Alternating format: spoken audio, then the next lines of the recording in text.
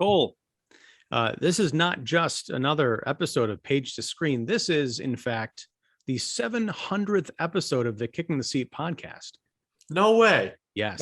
That is an honor to be on one of these seminal episodes here. Well, milestones are one thing, but to be part of them is another. So congratulations on 700. You're still one of the most prolific content producers that I know of out there, and you never quite get your due. Well, but I love your show, and I know a fair number of people who also listen because of some of the wonderful series that you put on. So congrats to you for 700. The road to 1,000 continues. Indeed. And thank you for being a part of this, many of these 700 episodes and many of these series. It's always fun to come back and talk with you about, especially I like the book discussions. And the fact that this is number 700, it also coincides with almost the precise 30th anniversary of the film that we're going to be talking about. And it's also one of my personal favorite movies of all time. It's got a big family connection to me. In fact, I have the soon to be a major motion picture book edition from 1986 excellent. of Stephen King's Different Seasons. We are talking about 1986's Rob Reiner film, Stand By Me.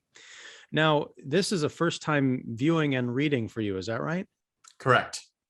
Okay. So let me ask, because I know when you finished reading The Body, you messaged me and it was quite a good impression. And I had said something to the effect of, and I've kind of been kicking myself in the last week or so for saying this. I thought that the movie was a perfect adaptation, which is not to say that it's entirely faithful. So what did you think of Stand By Me, a film, as an adaptation of The Body? We'll get into those differences soon. Yeah, I mean, I thought it was an impressive adaptation. And I think that The Body being a novella lends itself well to a movie, because I think that oftentimes things get lost in translation and cut out because you just have to by virtue of the mediums you're working in, right? But this one, The Body felt so focused as a story, and King kind of had a very clear idea for what he wanted, that it kind of reads in a way like a very good screenplay. And Stand By Me is a great adaptation of that novella / screenplay, I think. I would say it's pretty dang faithful. There are, like you said, key differences. There are a few that particularly irked me, but there were some that I thought, I can't believe they did this scene the justice that they did. Overall, it's always so hard for me coming into these chats, because I read the book and I was like, this is a near perfect story. Like, it's just, I gave it, I think, a 9.5. I'm reviewing it for Quill to Live. You'll see the review later, but there's a little spoiler for the score. And the movie I thought was fine. But I was just like, I just read this book, which was amazing. And the movie tells virtually the same story in a different medium. So I enjoyed watching it, but I wasn't floored by the quality of the movie by any stretch. But there are things very specifically that I liked about it that I actually think are a product of it being made in the 80s. So I'm excited to talk a little bit about that. But as a pair, Stephen King kind of has this thing where some of his movies, some of the movies based on his books are just like seminal works of art for people. And I think this is a great example of that, where he created a thing in his medium, somebody translated it wonderfully, and now it exists in both arenas for people to enjoy in whichever way they see fit. Yeah, it's a weird experience, because I hadn't watched Stand By Me in a few years. So when I put it on fresh off reading the novella, some of the differences really struck me. And a lot of it has to do with the book, or the novella, is a lot darker and more grim in terms of particularly what happens to the characters. And I think King's attitude towards the characters. Rob Reiner made like a really rough version of a family film. There's, swearing and violence and adult subject matter. But I think it's because for some reason, the kids that are acting in the film, you've got the great young versions of Will Wheaton and River Phoenix, Corey Feldman, and Jerry O'Connell. I was blanking on their names. I kept thinking of their character names for some I reason. was blanking on their names. He says as he lists them all off with barely a pause between them. Well, no, it's more rat-a-tat in my mouth than it is in my brain. But these kids were all close to the age that they were supposed to be playing. I think they might have been 14 possibly at the oldest, but they're all playing 12-year-old kids. In the book, there's something about the maturity of King's writing and just the maturity of what these kids are doing that they just feel like they're older, like they're more along the lines of what Ace Merrill is supposed to be. Whereas in the book, he's clearly like, in his 20s. Right. So yeah, it's just kind of this disconnect. But I'm curious, first of all, let's just tell what this is about. The novella is called The Body, which you think Stephen King, like, oh my God, The Body, is it some like back from the dead tale? No, it's about, a MacGuffin. Sort of, but it's these 4 kids living in Castle Rock, Oregon in 1960, which is in the book it's Maine, but and that was the other thing, because Stephen King is all about Maine, but in the movie they specifically call it as Castle Rock, Oregon. I don't know what that change is about. So we'll literally no reason. Right. Dylan said, I watched it with Dylan, who's a huge King fan, and he said he thinks that maybe they filmed in Oregon, but I don't really know if that's the case. Yeah, it's off brand for a King movie, so that's a strike one, but it's a minor one. But so watching this film about these 4 kids living in like 1960 Maine, we'll call it. One of them through eavesdropping on his older brothers, who had stolen a car with some girls, went out by these railroad tracks and discovered a dead body of a kid who'd gone missing picking blueberries or something, blackberries, a few days before. These 4 kids decide, hey, we could walk to that location. It'll take us a couple of days. We'll lie to our parents, say there's a sleepover. We'll find this body. We'll bring it back and we'll be heroes. And along the course of these 2 days, they have these very harrowing adventures. They learn a lot about themselves. We learn a lot about them. It's a touching, like probably the ultimate coming of age story that, even though I was, 8 years old, I think, or 9 years old when this movie came out, when I finally did see it, it resonated with me, and I think affected a lot of the way that I looked at my friendships throughout my childhood, even though it took place a couple decades, before I was even around. I wonder, to start off, did this have any resonance to you in your childhood? Did it touch you in that way, or is this kind of a fossil, a relic of a different time? I'm so glad you asked this. I already wrote my review of the book, and like I said, it'll go live in a few weeks here. But I think my headline or subtitle was something along the lines of like Songs of Suburban Summer, or like Echoes of Suburban Summer. So the short answer to your question is yes. I read this book. I went into it between 2 Brandon Sanderson books, who is one of my favorite writers ever. And in many ways, I would consider him like the Stephen King-ish of the fantasy world in writing style and in how much he puts out, but his books are just very easy to read, and they're very welcoming to new readers of the genre. And I thought that this was really fitting to read between that, because it was decidedly unfantasy. It's very realistic fiction, and it felt so real. And it's also like, it's the perfect balance of, I can understand these characters as fictional people, but also relate this to my life. So it was equally fun to read as a story, but also fun to find the connections to my real life. And I think what I really appreciated about The Body specifically was commentary about the transience of friendships, and how even though your story with one person may end, the narrative that they struck is still core to your being. It doesn't, just because something ends doesn't mean it can't have an impact on you or can't be meaningful to you. And I think that this book effortlessly captures that, especially through the lens of childhood, where a lot of the times you're friends with people based on proximity, right? It's who's in your neighborhood. And then as you grow up, you realize that you find new friends, your world gets bigger, and you don't really have those same connections based on just convenience. But when you look back at those, they're kind of, you can view them through this like glistening veil of just, that was such a wonderful, innocent time. And we existed as ourselves and nothing else. We weren't trying to be something. We weren't trying to get a job. We weren't focusing on school. It was just an easy breezy, beautiful cover girl existence. And I think that the book wonderfully captures that. And like you said, it also has darker undertones too, where it's like, some of these stories end in a way that's just flat out sad, depending on the way that your life shapes up. So overall, I genuinely enjoyed the book, and I just loved that resonance that it has. And I think that if you grew up like me, you know, in a Midwestern suburb, I guess Northeastern's similar, but there are messages in here that just kind of strike you that are like, oh, I remember that.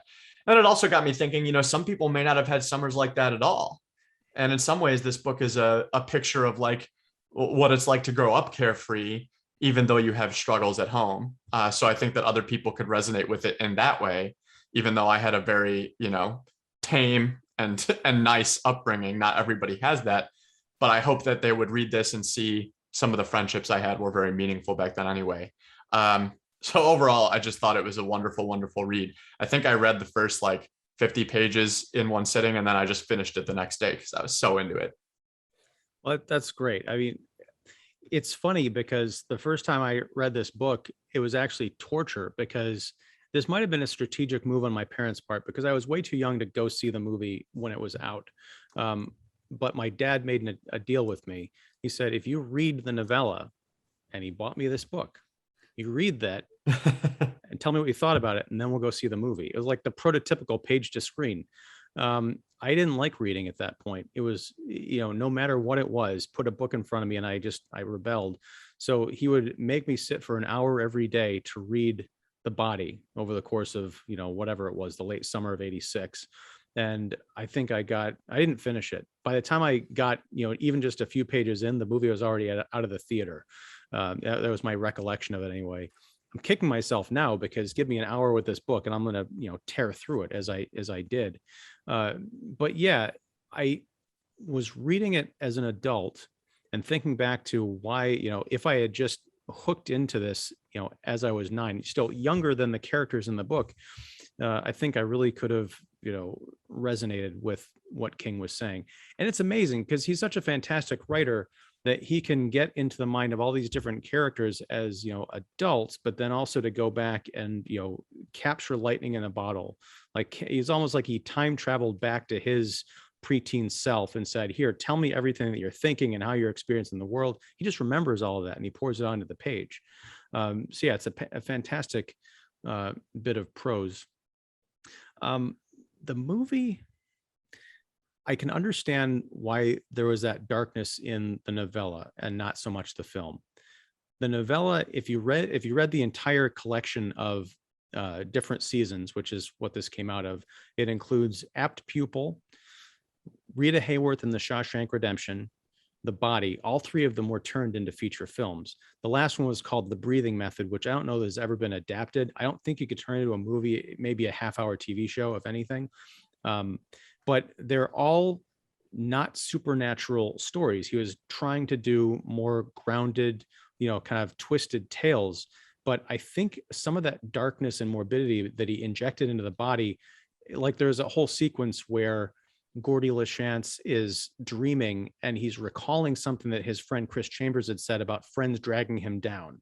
And so he has a vision about Teddy and Vern, the kind of the 2 more loserish versions of this, or characters in this gang, in a swimming pool, drowning as like these corpses, literally pulling Gordy under the water. That's a horror scene. And it's kind of out of the place with a lot of what else is in the book. So I could see him injecting this stuff in because like, hey, people remember I'm still Stephen King.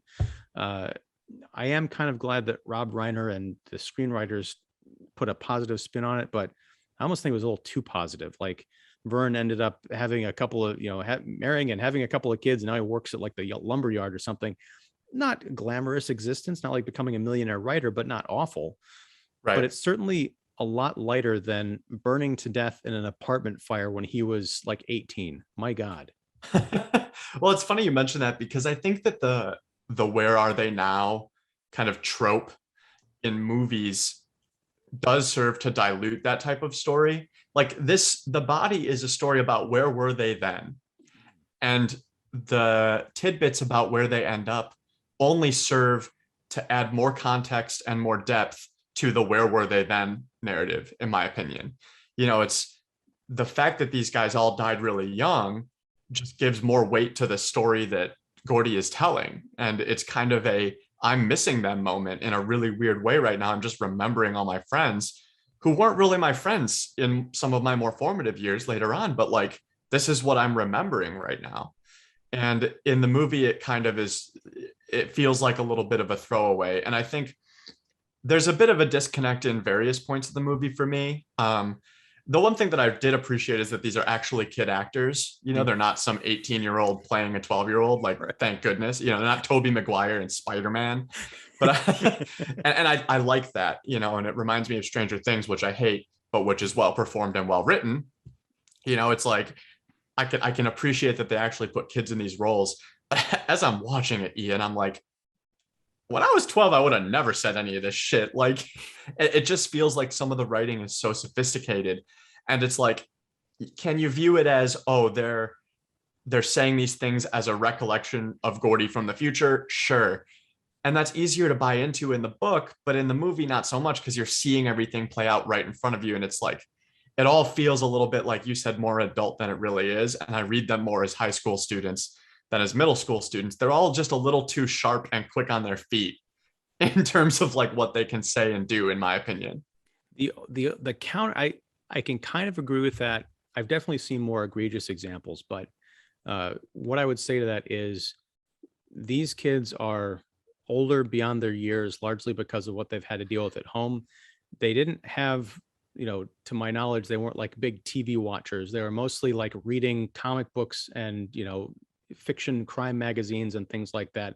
So they would have had the like all this kind of leisure time where they're not, setting off firecrackers or going looking for corpses, kind of becoming educated and becoming, well read for high school or junior high kids, which is also kind of sad because you get into this larger theme of these are kind of the loser kids in town. No matter how smart they are, there's something institutional that they feel is holding them back or never, Gordy, if he's not careful, is going to end up in the shop classes with the other shit for brains kids like Chris Chambers, who eventually went on to become an attorney. If he hadn't had Gordy there to believe in him and to, they did a great job in the book and in the film of kicking each other's butts to really, make the most of themselves. I think that's one thing that was really lost from the page to the screen. And it was just maybe a couple of paragraphs of when Chris took those college courses with Gordy, like they would stay up all night and cram, and Chris had to make up for all the lost years of him, like basically screwing around in school.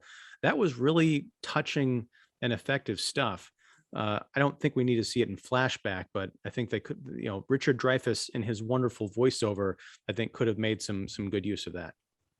Yeah, I agree. I think some of the little contextual moments are lost when you convert it to the screen, and it's tough because when you're Stephen King, you can say stuff like that in a sentence, and it sticks with you forever. But with a movie, you have so many different things to worry about. What music is playing, what line is being said, what are we showing, and it's hard to kind of parse out what exactly is going to make the audience feel this. And I think that Stand By Me as a movie goes a lot for the overall feel, the overarching narrative of everything. And the book is a little different in that, like, you could read any individual chapter of this as if it was its own little story, Yeah. and you'd be missing overall plot points. But these chapters are all somewhat standalone in a weird way, especially the stories that Gordy writes. But that's where the emotion comes in, as you learn about these characters. King has never scoffed at taking a break to tell you what you need to know. So many writers would just move the story along, but King will literally pause and tell you 6 pages of backstory for a character that you just met. And once you finish those 6 pages, you feel like you've known the guy for years. And it's so hard to do that in a movie, but they do a good job of having these characters interact in a way where you kind of know what everybody's role in the group is, even though they outright say it in like the first 2 minutes. He's the leader, he's this guy, blah, blah, blah. But like they have to approach these problems in different ways. And I think they're both successful in doing it. But if I had to pick, it's like, I want the deep dive of the book every time. Oh yeah, like Teddy Duchamp's backstory, they deal with it in like a very brief sentence in his introduction. They said, he was the crazy one, when he was younger, his dad put a stove to his ear and nearly burnt it off. There's quite a bit more context in there about, his World War II post-traumatic stress and what happened to him and how he ended up in that institution. I did like the, as far as the movie goes, interjecting these scenes that I don't think were in the book of Gordy and his older brother Denny interacting, like at the dinner table and then in the bedroom. There's these kind of lovely, like golden hues of nostalgia. Very quick scenes, but you get a sense, and partially it's because of John Cusack, who is just amazing in his 3 minutes of screen time. Right. One of the most memorable roles of the movie, honestly. Like, it's really weird. Right, but just conveying the sense of older brotherly love and support in a household that was with distant parents way before the older hero son died. I have a feeling Stephen King could write another book, and maybe he hasn't read it, about Gordy's parents, where they have like this complete harrowing, compelling inner dialogue going on about the death of their son, and it manifests in just not talking to their surviving son for weeks on end. Right. Mom's out there folding the laundry. On the inside, she's like watching a horror movie, but it just doesn't translate. It's a very, very dark storyline. And that what's interesting about the movie version is in the novella, you get this, it's outward, I'm trying to think of the right word here. It's outright said that Gordy never really felt like he knew Dennis. It's a lot of, he was a person that existed in my life because of proximity, again, like those friends. And because he was so much older, the times I did get to spend with him were nice, but they were few and far between. And they didn't really mean too much to me because I didn't quite understand who he was. And that commentary on the distance between siblings is pretty impactful, I think, because, 10 years is a lot. And I think to my relationship with my sister, now we're thankfully super close. She's one of my best friends in the world. But that's because the difference between 29 and 26 is a whole world apart from the difference between 16 and 12. It just feels so much different. And in the movie, my alarms went off, was like, that wasn't what it was in the book. But they did a really nice job of telling a different version of that story, in which Dennis was something of a support system to Gordy, and his parents were still kind of aloof because Dennis was the golden child. And rather than taking that and turning into a complete abomination to his brother, he realized it and thought, he needs somebody to be his support system, and I'm going to be that. And you get to the same conclusion via either path. Gordy then has aloof parents once Dennis dies in the books, and that's really sad. And he kind of goes off to do his own thing and has to manage himself.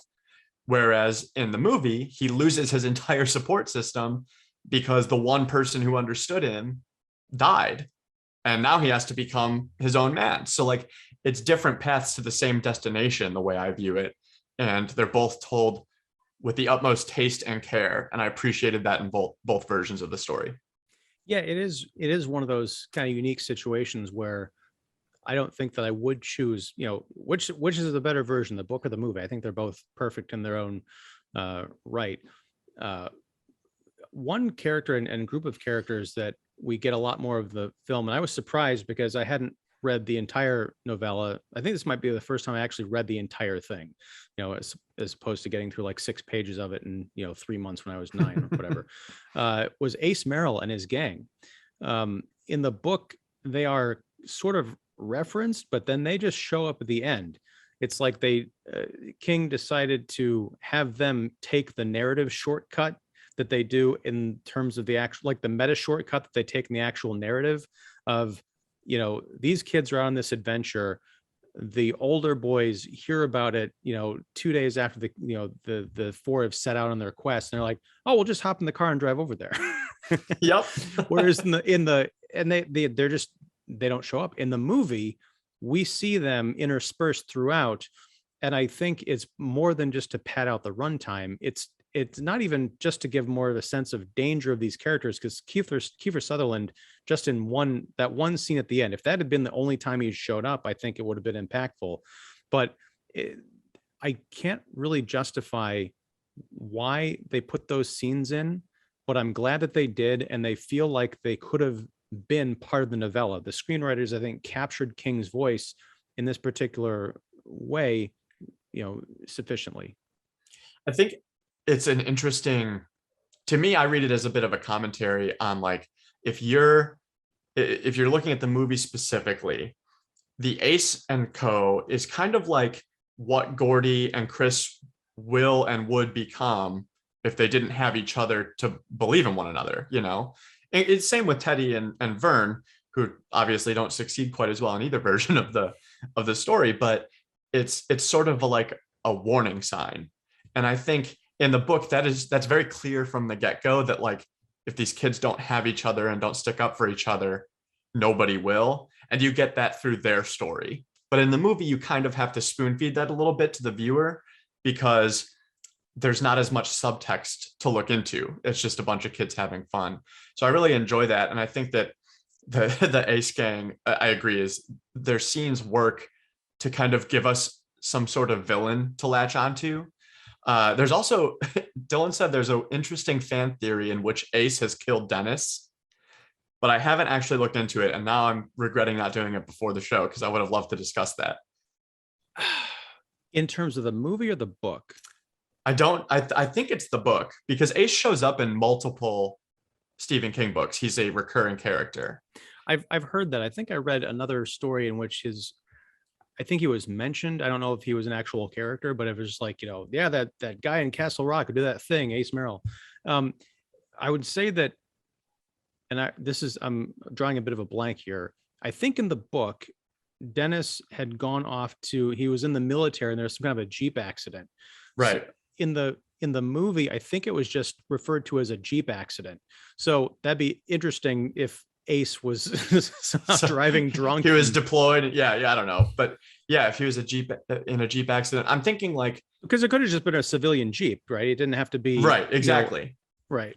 And this is coming from a place of just like having watched the movie and book, not looking into these theories at all, but in a way that can sort of click and jive with the rest of the book, because maybe his parents are so aloof because they know there's more to the reason that Dennis dies than just quote unquote accident. They don't want to tell Gordy because they know somebody else whose brother he's friends with is involved, or something like that. This is all complete and utter speculation, but it's just very it's an interesting thought experiment. No, see, now I'm digging deep. I'm doing the Kaiser Soze thing. There's that scene where Gordy goes into the bedroom to get the canteen or whatever it is. And one of the first things we see of Dennis is a picture of him like in a formal, like at a prom or something with a girl. Here's what happened. Ace was jealous that Dennis LaChance had this girl who thought, she was too good to hang out with the riffraff. And his jealousy caused him to run down. Maybe he was driving the Jeep. Maybe it wasn't like Dennis died. Or he cut the brakes. Something like that. It was never solved. And that explains why,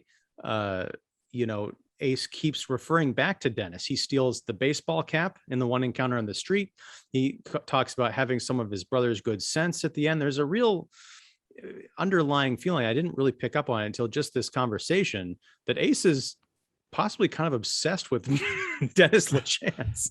Right, exactly. I mean, that's why when Dylan said it, I was like, I could actually buy that. And knowing nothing about the theory whatsoever, it's a really intriguing idea. But I also like that it kind of exists in a nebulous could or could not be true type of way. It's not something I'm looking for King to answer particularly, but a very interesting theory nonetheless. Another thing that I hadn't picked up on, and it made me look at the movie in a different way, particularly the establishing shot of the clubhouse. There were more than just 4 kids in this little gang. There were other, gang members, at least like 2 or 3, who were just not hanging around that weekend when they found out about the body and decided to go off. That could have been, if this had been the week after, well, the body would have smelled a lot worse, but there could have been like 7 kids going on this adventure. Right. So when I look at the clubhouse, I'm like, that is a kind of a big place for these kids to hang out in. It's neat, the idea that this is a sort of a transient, hangout for all these riffraff kids of Castle Rock.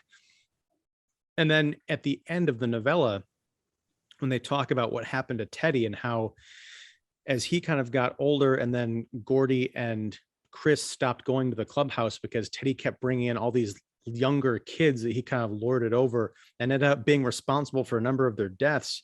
Like that's some dark stuff, but I love the idea of King thinking through, like, where would these characters end up, taking to their logical conclusion. Right. Well, this is the way that you read this book, it could be like, which is the friend that does every movie has a lesson? Is that Don? Yeah. Mm-hmm. So it reminds me of a Don Shanahan post where it's like, every movie has a lesson, and Stand By Me, I think the biggest lesson, and The Body, is it's not the destination, it's the journey, right? Because you see the destination at the end of both the movie and the book, but the journey is the most wonderful, and it shapes where they all end up. You don't have a destination without the journey, and the journey, as it turns out, is really the destination. And here we go, we're getting all sorts of fucked up here, but I love that idea, because these kids want to go see this body ostensibly, and like, it drives them to a point, but I think the second they set foot out of their quote unquote world, it becomes something different, and it becomes more of a journey of self-discovery. And I guess it's a recollection of self-discovery more so than an actual journey of it. He's remembering, this formed me as a human more than I ever remembered. And I just love that theme. And I think that it comes through beautifully in both forms. It'd be very interesting to see how Teddy, Vern, and Chris would have remembered this story.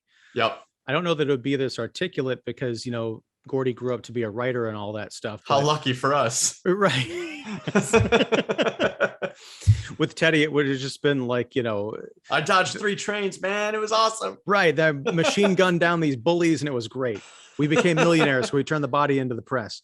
One thing I want to talk about, the body of Ray Brower, it always bugged me over the last 30 years.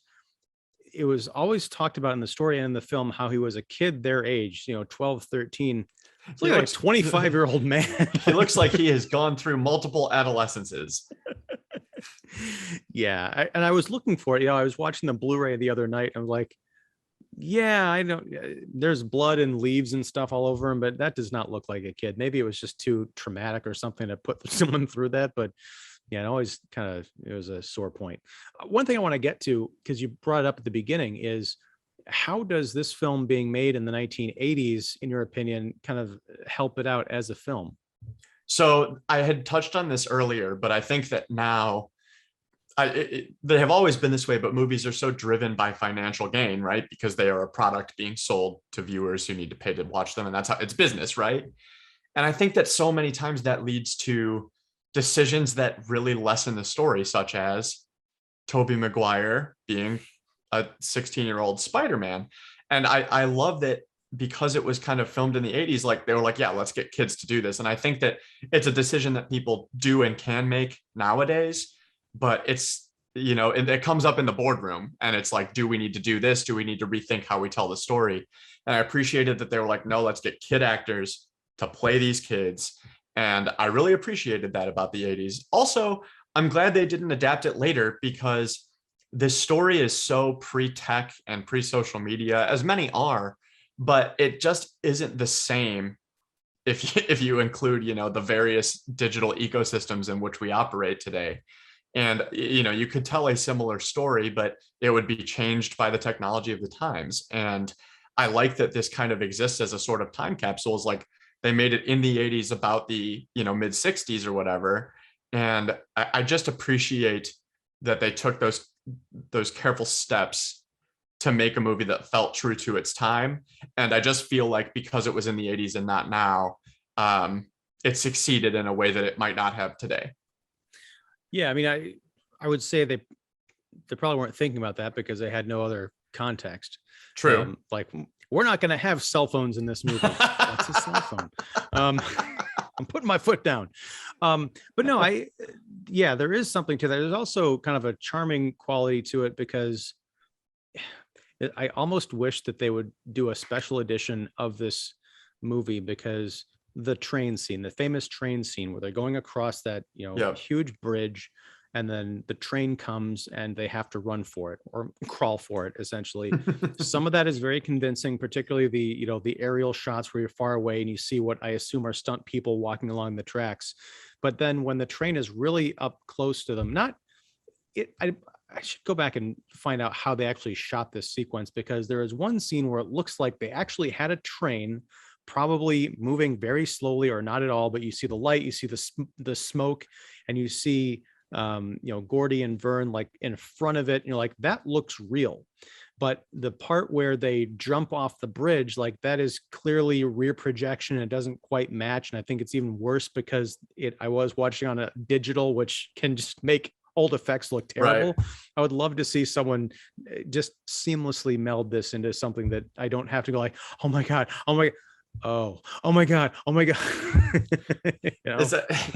The train scene is something else. And it actually reminds me, this is like a trope that I've always understood, kids walking across the tracks to go to the quarry and find a body, right? Like it's in Family Guy, for goodness sake. And this is one of those things that like, oh, there, we can thank Stephen King for that, and it's stuff like that makes me think like 100 years from now, are people going to look back and think like that was Stephen King that started that? It's a really fun and cool scene, and I didn't really notice many of the special effects issues. I was happy to just watch and let myself not be too analytical about it, but I am sure if I watched it again, for you. I would notice the same issues. I'm sorry. 100% sure, but there is specifically one scene in both versions that I absolutely loved, and I want to just talk about it generally. I don't even have a specific point to make, but it's the pie eating story. So when I was reading the novella, there is a short story that Gordy writes about his brother, essentially. Yep. And at the end, he kind of meta games it and is like, it's a little hackneyed, it's a little Iowa Writers Workshop, that sort of thing. And then he gets into the pie eating contest story, and it is significantly better, even though the first one was good by my measures. This is something that I feel like only Stephen King could write, because he knows what good writing is. He knows how he's telling this story, and he has to flip the words he's using and the prose he's using. And he understands like this is a short story within a novella. And I'm originally reading this thinking, what does this even matter? Who cares? Why? Like, and then I finished the story. I'm like, I want more of this pie eating contest story. And then I watched it in the movie, and I'm like, I was so happy that they decided to include it as a scene. They could have very easily just had Gordy telling the scene around the fire, and that could have been it. But it's also a very powerful moment in both the movie and the book, because it shows how talented Gordy is, and it gives life to a story that probably was nowhere near as good the way he told it, but you're seeing it as he's telling it later in life. And it also shows how there's this divide between him and his friends. Like Chris understands that the story is good, but doesn't necessarily know why. He just likes it as a consumer. And the other kids don't get it at all. And I think Gordy, who is kind of like in the movie, this hero insert, the very clear protagonist that you want to sympathize with, has differences among these guys. And I think that his flaw or his inner conflict is that he feels misunderstood, both by his family and on this level, his friends. So pie eating contest gets a 10 out of 10 from Judge Cole. I gotta say, I watched this movie with my wife the other night, and she did for me what I may have just done for you with that train scene, which is to point something out that guarantees I'll never watch Stand By Me the same way again. I was like, oh, God damn it, why? So for those who haven't seen it, and if you haven't seen Stand By Me or read The Body, what are you doing watching this? A half hour in. Right.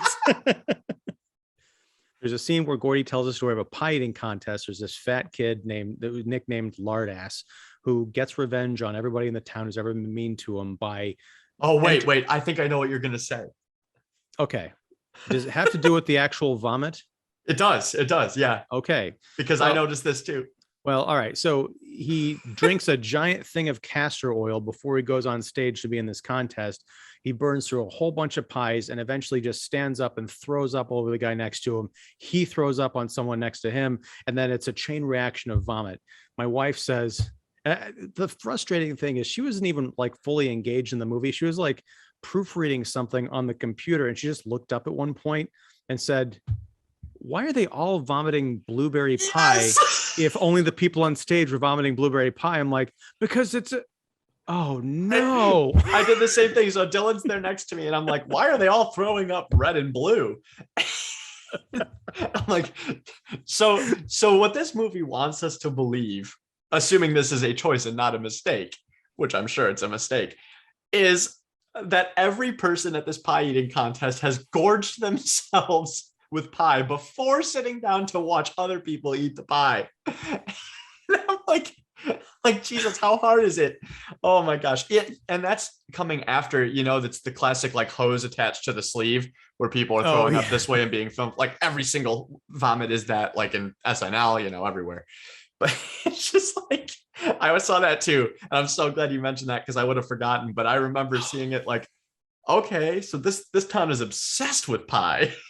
Well, here's the thing. I think it was just a pure filmmaking kind of language because it's also very visual, like that chunky black and blue and red and right. the peach color of the pie crust. It works. I also noticed another, kind of gaff where the close up of Lardass right before he throws up, he looks like his face has been run over by a train. It's just all like gloopy and gloppy. When they cut to the wide, it's mildly pink and there's like a couple of flecks. So it's the continuity is all over the place. When I was reading the novella, I was imagining the story just as Gordy's friends were imagining it. And I was recalling like, oh yeah, here's the pie eating contest. I saw all the characters throwing up blueberry glop all over them because this movie has meant so much to me over the decades. But here's the thing. When I go back and read The Body 10 years from now, I'm probably still going to see, I'm not going to see regular colored vomit. I'm going to see this blueberry pie stuff, even though it doesn't make any goddamn sense. That is not what I visualized, but now I'm sure I will because I noticed that exact same thing. And I was just like, oh God, just something, right? Yeah. One thing I want to talk about is the use of King's prose from the novella in the story or in the movie, because they changed some things around. Usually that kind of annoys me, but I was surprised reading the text that like the line that closes the movie where Richard Dreyfuss is typing on his word processor and says, later on, I never had friends like I did when I was 12. Jesus, does anybody? That has been etched in my soul for like 30 years because it's such a beautiful line. That's not even in the book at all, is it?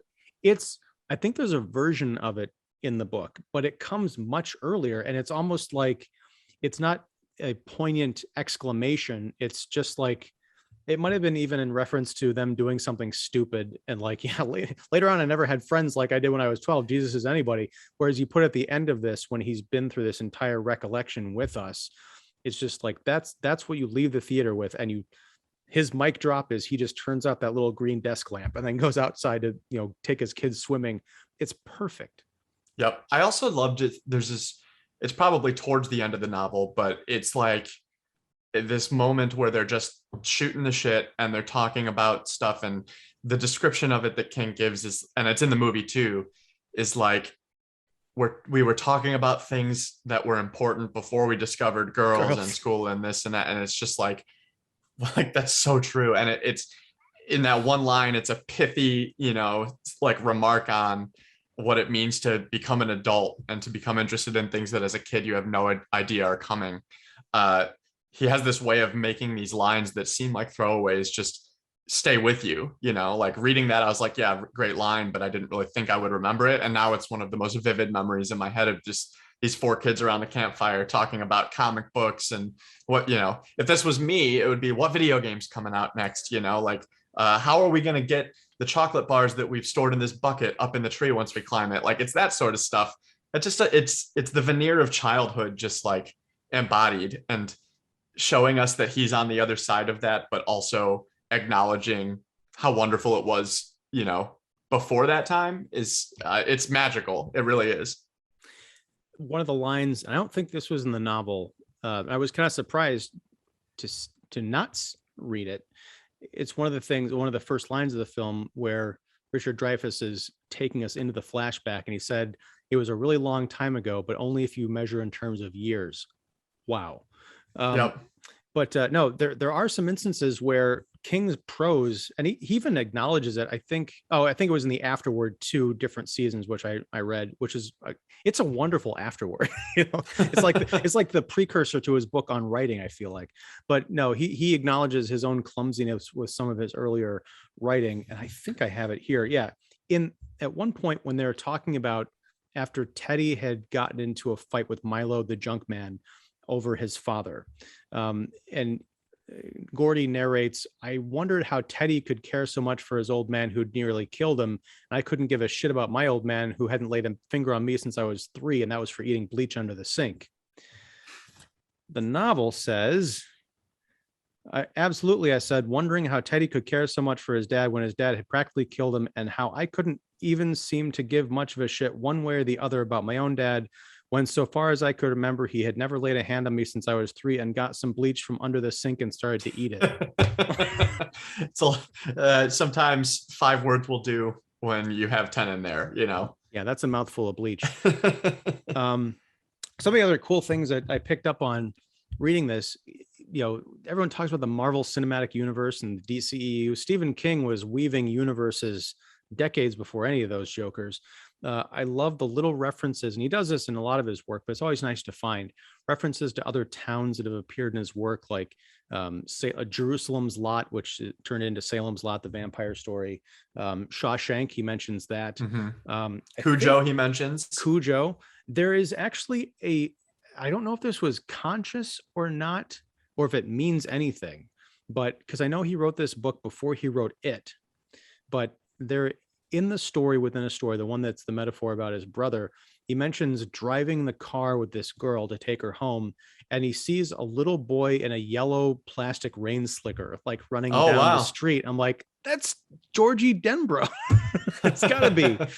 So yeah, it's and then there's another line somewhere about someone losing their shine. Like, yeah, this is it makes me want to go and read all of it. Yeah, I know. Well, it's funny. After reading this, I realized I have read 4 Stephen King books, 3 of which we have discussed on the show. And my sister, who is a huge Stephen King fan, like my buddy Dylan, is trying to read all of them. And we run a TikTok account together, as you obviously know. And I filmed a funny video kind of spearheading Jesse and saying, when you realize that you've read 4 Stephen King books and you're probably going to overtake your sister because she's been on hiatus for 3 months, doing field research. I'm like, she's probably read 15 of his books by now, but it is fun to poke fun either way. That guy, he seems to have like several new books a year. And it's not like, I came out with a new like 300-page thing. It's like this thick, I don't know how good they are. It's nuts. Well, that's the thing is every book, I have a small sample size and I've read some of like the quote unquote best, but I looked at the front cover of The Body and it's like also by Stephen King. He's going to end up needing 4 pages for that list alone. I'm looking at it and I'm like, most authors just have like 3 books centered in the middle of the page. Stephen King's has literally an entire page with 1 whole column for Dark Tower. It's just... It's going to be the Vietnam Memorial and the Stephen King bibliography. Yeah, on right. Matching walls. No. So is there anything else that we want to talk about regarding The Body or Stand By Me? I don't know. I think this is one of those weird scenarios where I think we both liked both versions of the stories. So there's not much that we disagree on. And I think that's okay. It's one of those that just kind of exists as a good version of what it is, and it makes me happy that we've encountered that I've encountered this. I know I haven't watched Stand By Me before, so this was wonderful, but any Stephen King is usually a treat, and it's just even better when the movie is a great adaptation. I will say I think this, of almost any of the books we've done, is probably the best adaptation job that we have seen. I think you're right. Other than maybe like Harry Potter 1, like I might put that close, but I think this is damn good. Yeah, because we've talked about The Shining and Pet Sematary, and both of those had very questionable adaptations, some of them more than once. But one thing I did want to mention to call out, because it's sad because he died so young, but River Phoenix, who played Chris Chambers, I forgot just how talented a performer he was. And if he was 13, 14, whatever, the way that he played that wide gamut of emotions. He fleshed out Chris Chambers on the screen in a way that he was more ambiguous, I think, on the page. And it really underscores what a loss that is. Yeah, I completely agree. And in the movie, I think Chris is one of my favorite characters too. He's very dynamic and layered, and you can tell that he's kind of hiding his actual smarts and good nature behind this kind of shield, this wall. But it shows when he's with his friends, which is another just wonderful message. Yeah. Well, with that, I think I'm going to close the book on the body. I'm going to put it on my shelf and maybe take it down again, but I can finally I'm going to retire go this. buy some 37-cent hamburger meat. Wow. Oh, that there was one kind of welcome change. I like the way it played in the book, but where he goes to buy the provisions at the little convenience store and ends up in this weird confrontation with the guy because the dude is trying to literally put his thumb on the scale and charge more money. I like what Reiner and company did in the movie and just made it this kind of a nostalgic moment for Gordy, because I think that's when he had the dinner table flashback. Mm-hmm. And then he comes through, the guy is just like, so what do? You play sports? No. What do you do? I don't know. It just kind of comes back to the junkyard. It's a sweet scene. And I think it's a little bit of tension that they took out of the story. I think if they'd piled all of that on, it would have been like an episode of 24, which Kiefer Sutherland went on to star in, where it's like so much happens during the course of the day. It's like, it's ridiculous. Yep. Completely agree. Yeah. Well, with that, sir, I thank you very much for being a part of this. We're part of the 700 Club. Let's go. Yeah. Jesus is our co-pilot. No. But thank you so much, Cole Rush of The Quill to Live and TikTok star. Definitely let me know. I don't know about that. And let me know when your review of the body goes up, and we'll link it back here down below. Absolutely will. It's been a pleasure as always. Congrats on 700 to you. And thanks to everybody who watches and or listens. Well, thank you, man. I'll catch you next month for, I think we're talking Donnie Darko, because we're exciting. Yes. And then we're doing another Page2Screen coming up in October, which I've got to start reading that book like next week, because it's a monster. Best of luck. Once you get past 300, it really picks up. My God. Anyway, so yeah, we'll talk more about that later. Take care, See sir. you then. Bye.